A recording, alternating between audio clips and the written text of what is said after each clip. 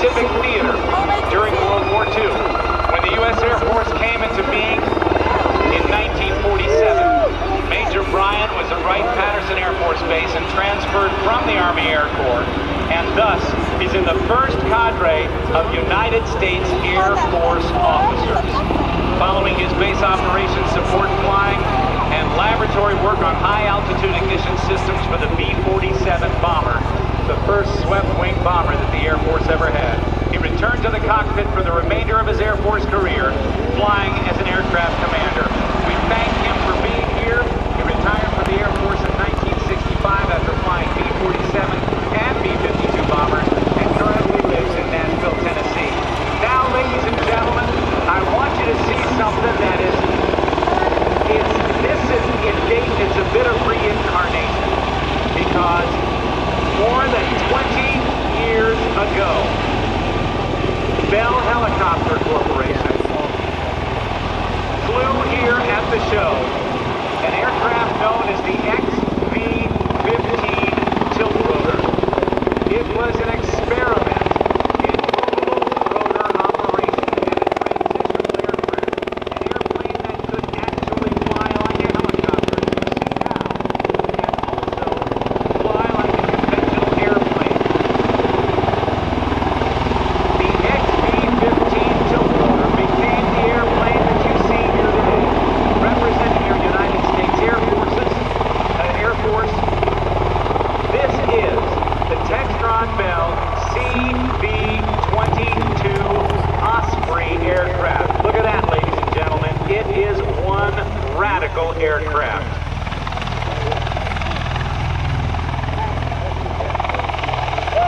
The huge nacelles and those huge rotors can be tilted for short or vertical takeoff flight, as you see. And then, with the pilot sitting in the right seat of the aircraft, can, with a move of a wheel on his thumb, as you see it happening now, move those engine nacelles and the rotors into straight forward flight to make it perform as an airplane. The propellers now, as they would be called, are too large. Air Force Base, I said, well, your dad had to have been in the military. He said, yeah, my dad was in 3 services. The co-pilot in the left seat is Scott Gwynn from Birmingham, Alabama. And the flight engineer, Senior Master Sergeant Doug Darner from Columbus, Ohio, and Flight Engineer Tech Sergeant Bull Levine from Dayton, Ohio. So we've got a lot of local flavor aboard this airplane, approaching right now at a speed of about 250 knots. That is about 287 miles per hour. Let's take a look and listen to the Air Force's CV-22 Osprey.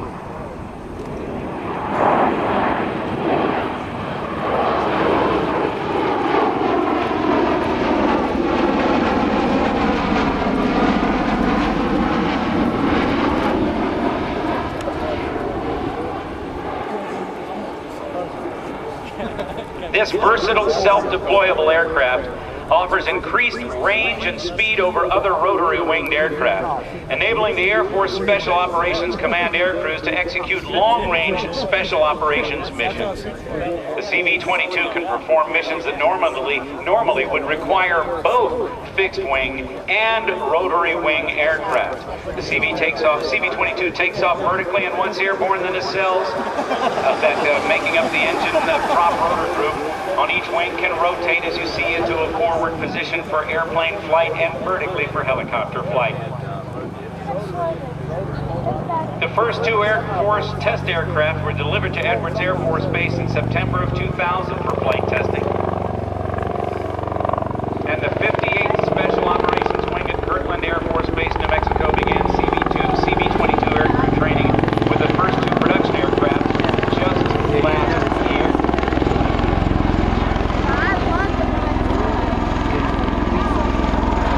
Built by Bell Helicopter Textron Incorporated and the Boeing Company Defense and Space Helicopter Division. It's powered by 2 Rolls-Royce Allison turboshaft engines. Each of the engines generates more than 6,200 gas horsepower.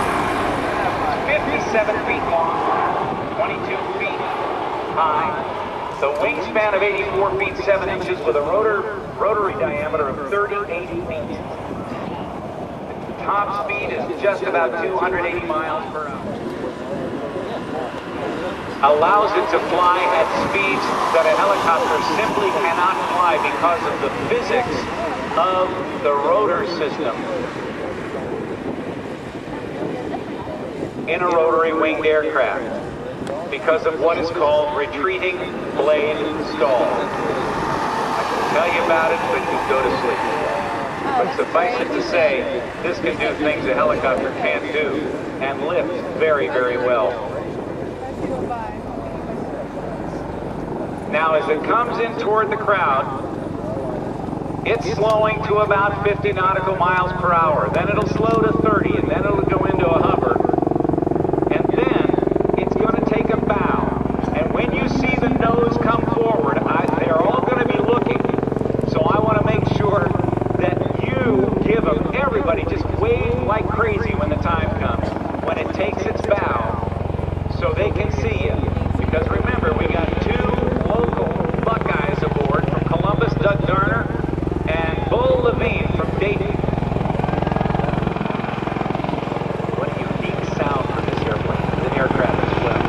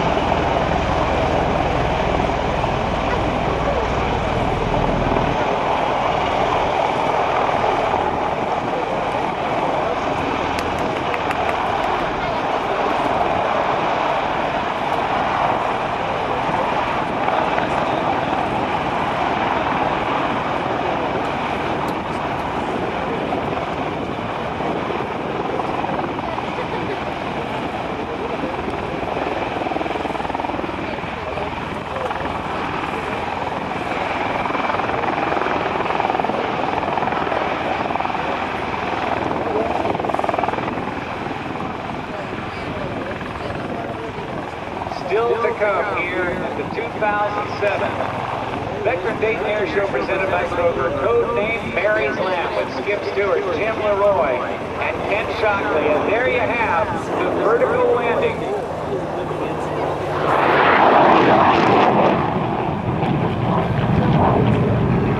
Of the CV-22.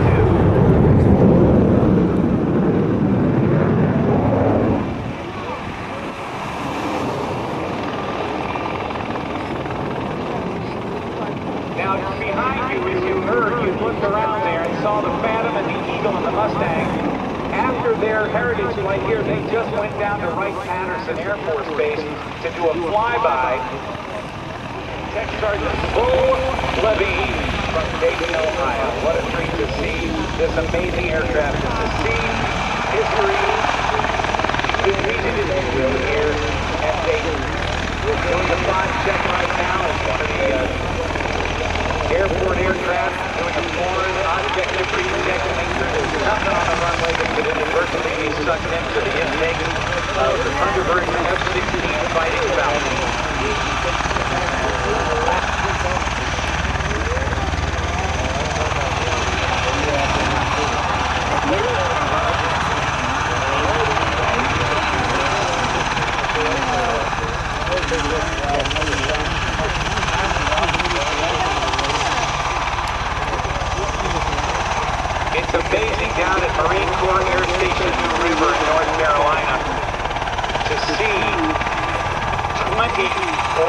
between 20 and 30 of these aircraft.